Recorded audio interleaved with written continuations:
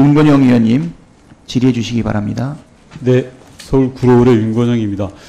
위원장님, 인권위에 점수를 매긴다면 100점 만점에 몇 점 주시겠습니까? 주관적인 평가를 제가 하는 건 적절치 않은 것 같습니다. 여야 의원님들이 공이 질타를 하시는 것 같습니다. PPT 봐주시면요. 직전 정부와 윤석열 정부 인권위의 실상을 한번 비교해 봤습니다. 상임위원회 개최부터 소위 개최, 심지어 긴급구제 결정이나 진정사건 기각 건수를 보면 상당하게 일을 안 하고 있습니다. 한마디로. 지난 정부와 비교해서 2년 동안 인권위는 아무것도 하지 않았다라고 이야기해도 과언이 아닐 정도입니다. 다음 PPT 봐주십시오. 최근에 10월 7일 날 고등학생 휴대전화 일괄 수거는 인권 침해가 아니다라는 전원위원회에서 결정을 내렸죠. 윤권위원님 맞습니까? 네, 맞습니다. 저는 어른의 시각과 아동의 시각이 있다고 생각합니다. 지난 10년간 인권위원회가 유지해왔던 의견들을 엿장수 마음대로 바꾸듯이 그렇게 바꿀 일이 아니라고 생각을 하고요. PPT 하단에 보시면 위원장님께서 인사청문회 과정에서 어떻게 이야기하셨냐면 다양한 의견 수렴과 민주적 논의 과정을 거치겠다라고 했습니다. 이런 과정 거쳤습니까? 이 결정을 하는 데 있어서? 네, 참고로 거쳤는지 안 거쳤는지 짧게만 말씀해 주시죠. 그날 우리 위원님들의 여러 가지 의견을 들었습니다. 위원회, 전원위원회 말고 다양한 의견 수렴과 민주적 논의 과정을 거쳤냐고요. 네, 보고서 내용 중에는 그와 같이 다양한 의견이 제가 확인해 본 바로는 일체 과정이 없이 결정된 걸로 알고 있습니다. 다음 PPT 우리 봐주십시오. 보고서 내용에는 충분히 그게 PPT 있다고 생각을 합니다. 위원장님, PPT 보시고요. 세간의 용사는 김건희 정권 또는 공동정권이라고 하는데 인권위는 이충상 김용원의 공동위원장이다라는 글이 인권위 내부 게시망에 올라와 있었습니다. 위원장님 이걸 보신 적 있습니까? 예 아니오로 짧게 이야기하시고 보신 적 있습니까? 네, 뭐 그런 취지의 얘기도 듣고 뭐 그런. 예, 심정이 어떻습니까? 그거는 오해라고 생각을 합니다. 오해입니까? 예. 그럼 이충상 의원이 매일 요즘 1시간씩 위원장님 방에 들어가서 회의하시고 그런다는데 그러지 않습니까? 회의 매일은 아니고요. 들어와서 여러 가지 현안에 대해서 얘기를 하면은 저는 그걸 귀담아 듣고 다양한 의견을 수렴하는 의미에서 그렇게 하고 있습니다. 위원장님 내부 게시망에 이충상 김용원이 공동위원장이다라고 내부 직원들이 이렇게 이야기하는 상황이면 인권위원회 조직과 규율은 완전히 무너졌다고 봐야 됩니다.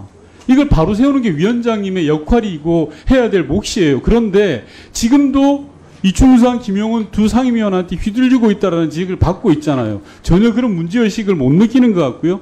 다음 PPT 봐주십시오. 아니, 이충상 의원이 윤건영 의원 잠시만 제가 질의하면 답변하시면 될 거 아닙니까? 면접위원들이 자편향으로 위촉돼서 최종 합격자들이 결정한 사실을 확인했다라고 한겨레 신문하고 이렇게 통화를 했습니다. 상임위원은 면접위원 정보를 절대 알 수가 없습니다. 이 정보를 아는 건 위원장과 핵심 실무자들밖에 없습니다. 위원장께서 가르쳐 주셨습니까? 이충상 위원에게? 그 부분은 제가 어떤 경우로 이충상 위원이 그렇게 얘기했는지 가르쳐 주셨는지 안 가르쳐 주셨는지를 내가 묻고 있습니다. 가르쳐 주셨습니까? 그 부분은 제가 어떤 경위로 발언했는지 모르겠습니다.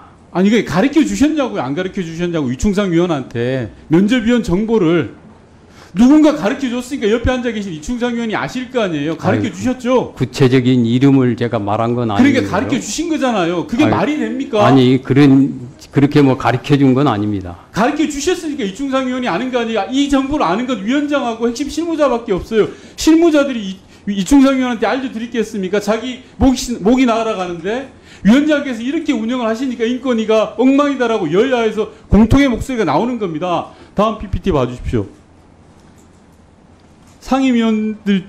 상임위원들이 국장들 자리 배치 때문에 회의 못하겠다라는 말 들으셨죠? 이것도 인권위 내부 게시망에 올라온 글입니다. 보셨습니까?